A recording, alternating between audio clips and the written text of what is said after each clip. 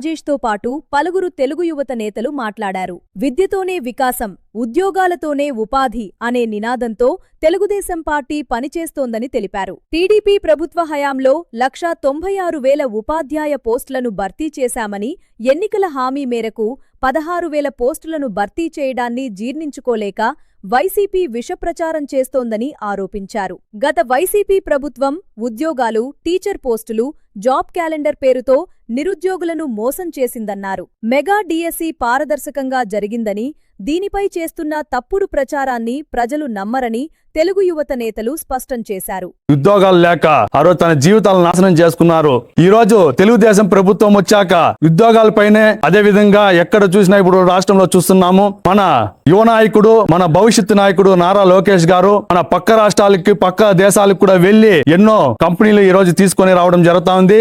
నిరుద్యోగ యువతకి ఒక భవిష్యత్తు ఇవ్వడం జరుగుతా ఉంది. టీచర్ పోస్టులు అంటే జగన్ రెడ్డికి వైన్ షాపులు క్యూలో నిలబెట్టే దానికి, అదే విధంగా ప్రతి నెల వాళ్ళకి ఉద్యోగాలు కూడా సరిగా కల్పించడం లేదు. ఈ రోజు మా తెలుగుదేశం అధికారంలోకి వచ్చాక ప్రతి నెల ఉపాధ్యాయులకి నెల వాళ్ళకి జీతాలు కూడా ఇవ్వడం జరుగుతా ఉంది. ఈ రోజు వైఎస్ఆర్సీపీ పార్టీ నాయకులు, పేటీఎం బ్యాచ్ కూడా ఈ రోజు మా నాయకుడు ఏదో తప్పు చేశాడనేసి చెప్పడం జరుగుతా ఉంది.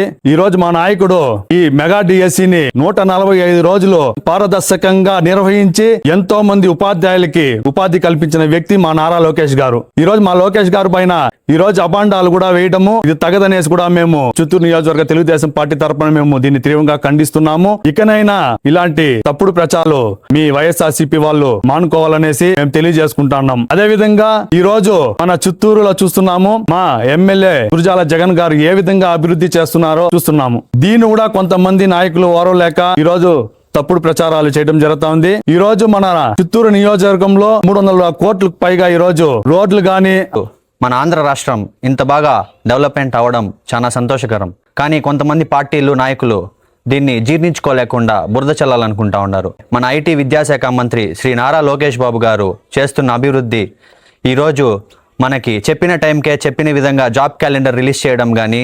16,347 జాబ్స్ రిలీజ్ చేయడం కానీ మెగా డిఎస్సి ద్వారా ఈరోజు 16,347 జాబ్స్ అంటే 16,347 కుటుంబాలు ఈరోజు చాలా సంతోషంగా ఉంది. చిత్తూరు కోసం, చిత్తూరు డెవలప్మెంట్ కోసమే ఆలోచిస్తూ చిత్తూరుని ఒక మోడర్న్ సిటీగా డెవలప్ చేయాలనేసి ఎప్పుడు కృషి చేసే నాయకుడు. ఆయన పైన కూడా ఈరోజు బురద చల్లడం కొంతమంది పార్టీలకి, కొంత నాయకులకి అలవాటైపోయింది. అది ఈరోజు చూసుకుంటే ఎక్కడికక్కడ హై రోడ్ ఎక్స్టెన్షన్స్ కానీ, రోడ్ డెవలప్మెంట్ కానీ, రోడ్ వైడనింగ్లు కానీ, లైట్నింగ్స్ కానీ, డ్రైనేజ్ సిస్టమ్స్ కానీ, ప్రజా దర్బార్ అంటూ ప్రజల సమస్య తీరుస్తూ మన నాయకుడిని మనము గర్వించుకోవాలా.